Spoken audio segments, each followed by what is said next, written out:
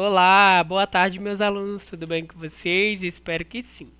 Hoje nós vamos iniciar mais um dia de aula e eu peço a vocês que peguem a apostila volume 4 e abra na página 10, onde nós vamos falar sobre o uso de energias não renováveis e os impactos ambientais que elas causam. Sabemos que os usos de energia não renováveis são aquelas que provêm das queimas de combustíveis fósseis, né? E ao falarmos de queima de combustíveis fósseis, estamos falando então da queima, né, do petróleo, a utilização do gás natural e a utilização do carvão mineral. Então, esses tipos de energias não renováveis, gente, ao serem utilizadas, elas liberam os dióxido de carbono, que é o CO2, né, que é o gás carbônico, onde que ele vai ser liberado para a atmosfera e ali ele começa a poluir, né? E contribuir para o aumento do efeito estufa e da poluição. Quando falamos de contribuir para o aumento do efeito estufa, né, e aumento da poluição, estamos falando do efeito. Quando falamos de efeito estufa, estamos falando de um fenômeno natural, né? Então, o efeito estufa ele é importante sim para a população, pois sem ele nós teríamos noites muito frias, né, muito congelantes e não iríamos conseguir sobreviver. Então, o fenômeno, né, efeito estufa, ele é um fenômeno da natureza, pelo qual a Terra conserva o calor recebido do Sol, mantendo a sua temperatura constante. Então, gente, esse tipo de fenômeno ele é importante para a população, como eu falei para vocês, pois ele conserva a temperatura, mantendo ela constante, né? Quando ocorre, então, muita liberação do CO2, do gás carbônico, o que, que acontece?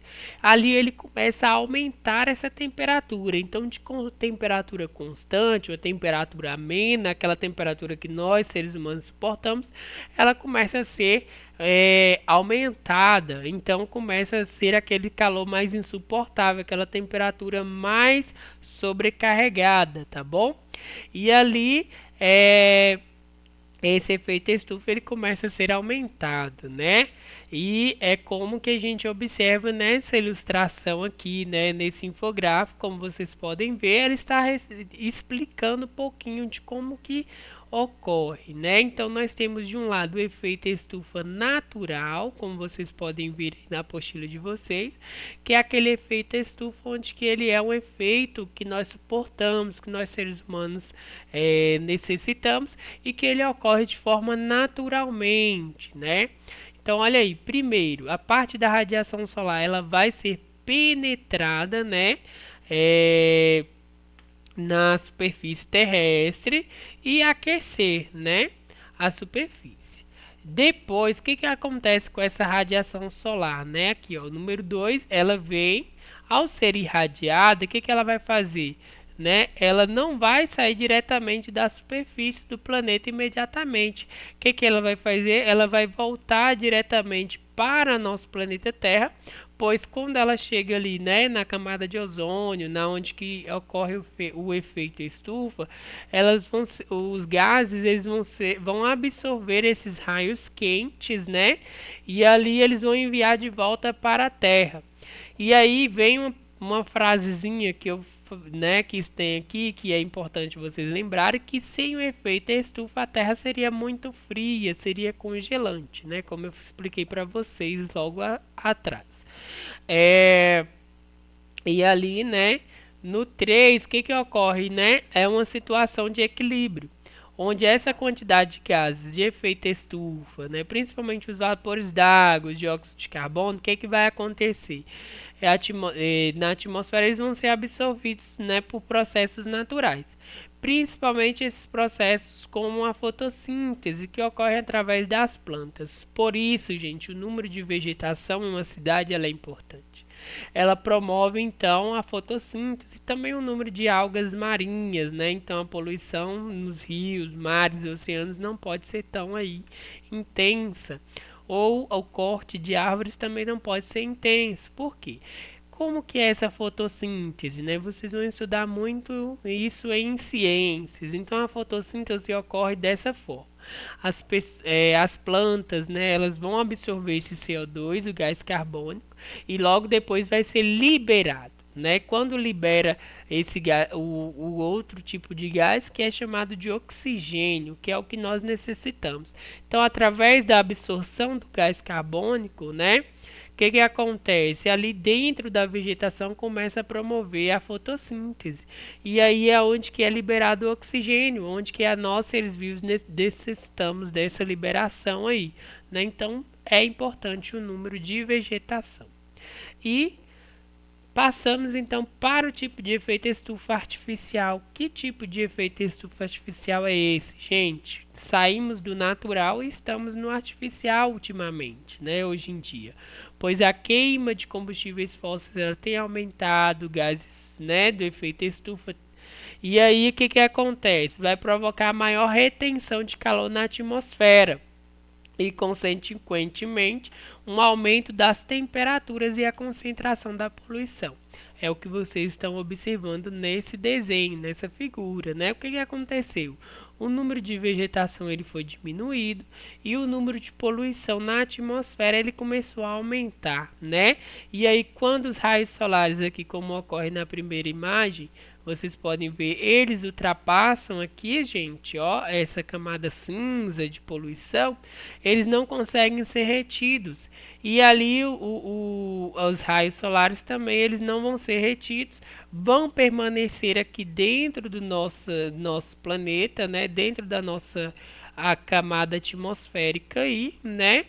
Não vão ser conseguir, não vão conseguir voltar para a camada de ozônio e ali vai estar ocasionando aí, dando problemas, né, principalmente com o superaquecimento aí, né, para a população. E o efeito estufa ele vai sair da sua temperatura constante, temperatura amena, e vai começar a ser provocado aí, né, uma temperatura mais aí, podemos dizer, insuportável pela população, tá bom? Aqui vocês vão ter então uma outra pergunta. Em sua opinião, o efeito estufa ele é mocinho ou vilão? Você acha que o efeito estufa ele é importante para a população? Ou ele é vilão, né? Ele faz gerar problema para a população? E quem contribui para o aumento das temperaturas e da poluição no planeta Terra? Tá bom? Observe isso aí, responda. Responda também na página 11, né? A seção lápis na mão, questão de 1 a 4. E agora, gente, nós vamos falar sobre as energias renováveis, né? Quem são essas energias renováveis?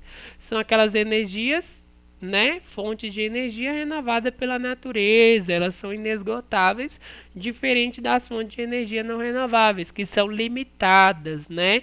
E com o uso intenso aí dessas energias não renováveis, elas podem acabar durante algum tempo, né? Mais para frente elas podem ser acabadas. Já as energias renováveis não, elas são inesgotáveis, pois a própria natureza renova ela, né? E como exemplo disso, nós temos aí a radiação solar, as forças dos ventos, das águas, das marés, as plantas também e as fontes de tensão do interior do planeta Terra, né? Que são aquelas placas tectônicas, os movimentos aí, né? Vulcânicos e etc. Então, gente, por que existem as energias renováveis? Por que elas foram criadas? Então, devido ao crescimento do consumo de energia em escala mundial, né? Que acontece? O esgotamento das fontes de energia não renováveis e os impactos ambientais são fatores que têm incentivado muitos pesquisadores e governos a buscar energias renováveis.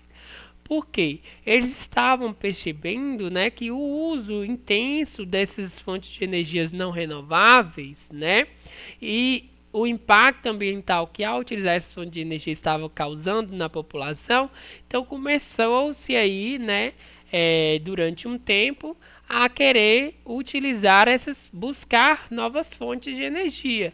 Então foi uma estratégia aí que eles utilizaram, né, para não mais utilizar as fontes de energia não renováveis intensamente, assim eles iriam utilizar pouco, né, para que elas não possam acabar, e também para diminuir o impacto ambiental, né, para diminuir as poluições na sociedade.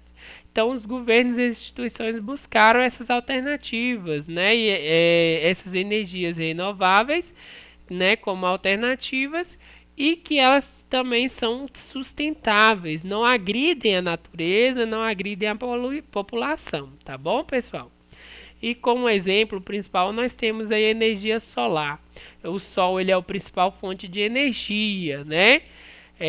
Desde o início da civilização, o ser humano faz uso da energia do sol para suprir suas necessidades básicas, como conforto térmico e produções de alimentos.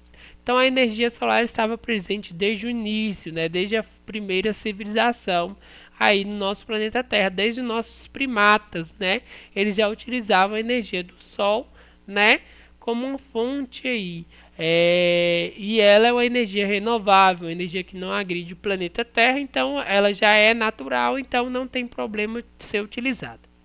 E hoje, atualmente, gente, com o avanço tecnológico, o que está acontecendo? Esse tipo de energia ela está sendo possível ser utilizada em diversas atividades. O exemplo é na secagem, no aquecimento de ambientes, para a criação de animais, nos processos industriais, né, em fornos e no aquecimento de água para uso doméstico. Então, esse tipo de energia ela está sendo aí utilizada atualmente devido aos avanços tecnológicos. Por quê? Porque foram criadas, gente, as placas, né, solares ou painéis solares, como muitos conhecem assim, né? Então elas são formadas por células fotovoltaicas, como vocês estão vendo aqui nesse exemplo, nessa ilustração, né? São instaladas essas placas solares nos tetos das casas, onde que elas vão captar e converter a radiação solar em energia, né? Uma corrente contínua. Por quê? O Sol ele é intenso, ele está aí todos os dias, então essas placas solares elas estão captando diretamente aí os raios solares, tá bom? Logo depois é instalado um conversor junto com essas placas, né? Pois esse conversor, inversor, desculpa, ele vai inverter, né? Converter a energia, que é a corrente contínua, né? Energia solar, em corrente alternada, ou seja, sendo liberada aos poucos aí para a iluminação da casa, tá bom?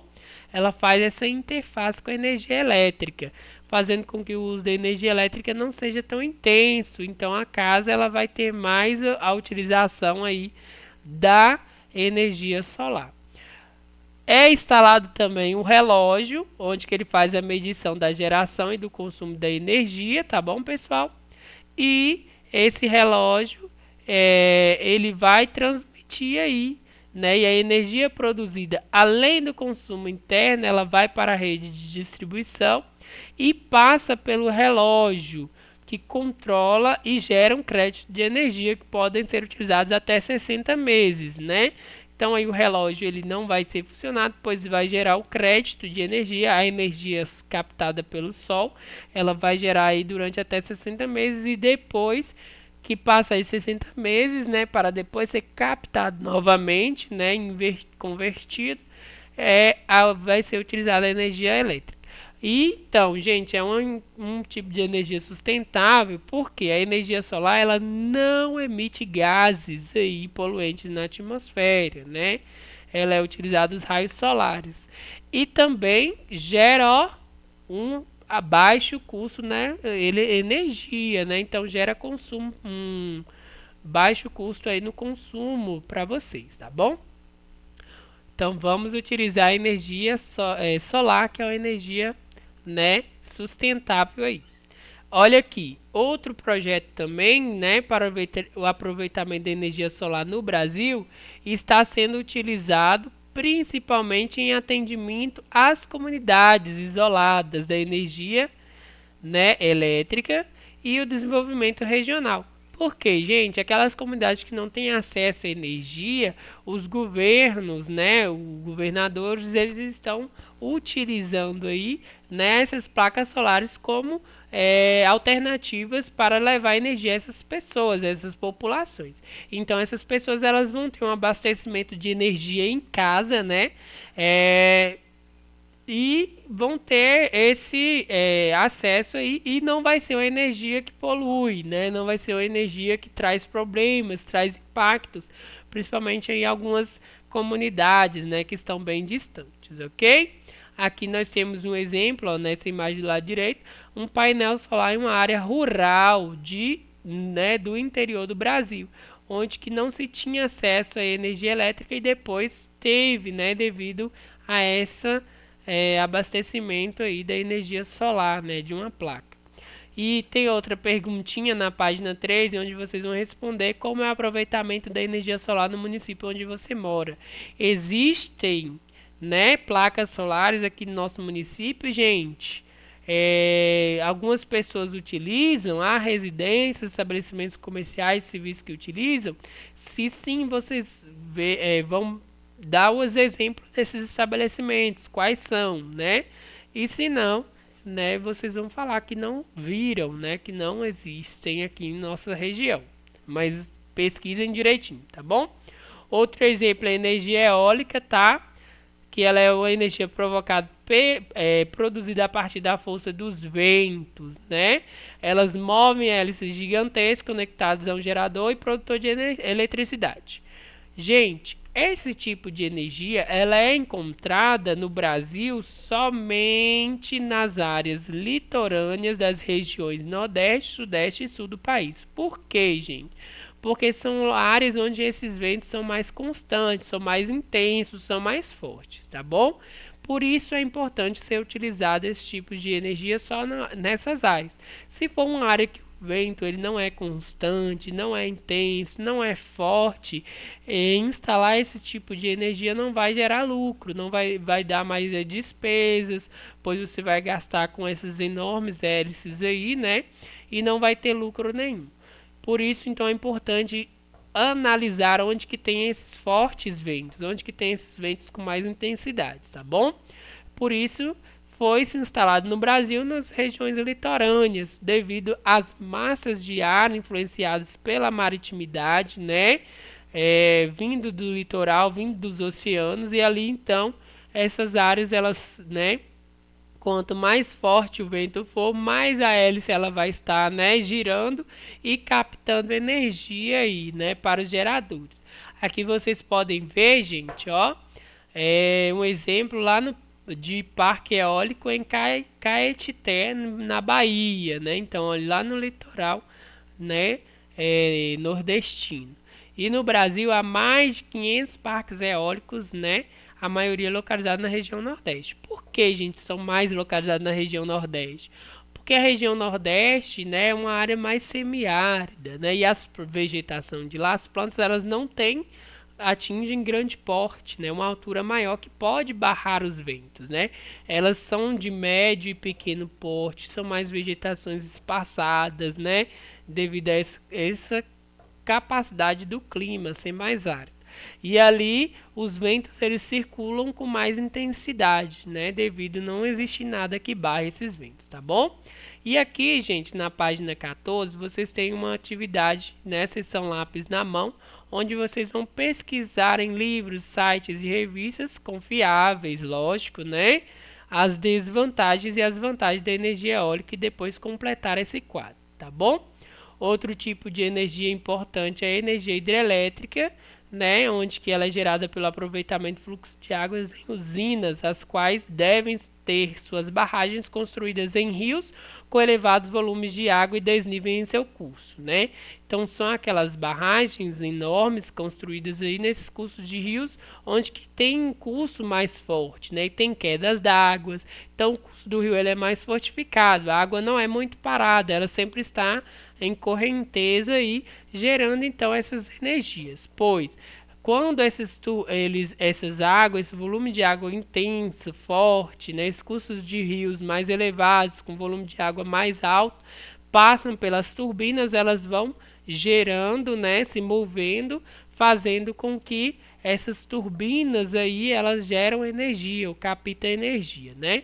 Então, mais de 60% da energia elétrica produzida no Brasil vem da força das águas dos rios. Isso ocorre devido às condições naturais do território brasileiro, muito bem servidos nos rios de planaltos, né? Devido, gente, o nosso relevo ser de planalto, então essas quedas d'água são mais convincentes, né? Mais achadas aqui na nossa região brasileira, né? Então, como funciona a usina hidrelétrica? A pressão da água que desce da represa pela rampa da barragem duto move as turbinas instaladas na parte inferior da barragem. Por meio de um gerador, a força da água é convertida em energia elétrica e então é produzida para as linhas de transmissão e aos centros consumidores nas cidades no campo, né? Exemplo de cidades que utilizam aí, gente, né? Nós, piraporenses, somos parte desses 70%, pois utilizamos a energia elétrica vindo da barragem de Três Marias, né? Uma barragem importante aí que gera energia. Aqui é um exemplo de barragem de usina hidrelétrica da Itaipu, em Foz do Iguaçu, no ano de 2018, tá bom? E na página 15 vocês têm uma atividade também, né? Geografia na prática, beleza? Fazer a questão 1 e 2. Então, nossa aula de hoje vai até a página 15. E um abraço para vocês e até a próxima. Tchau, tchau.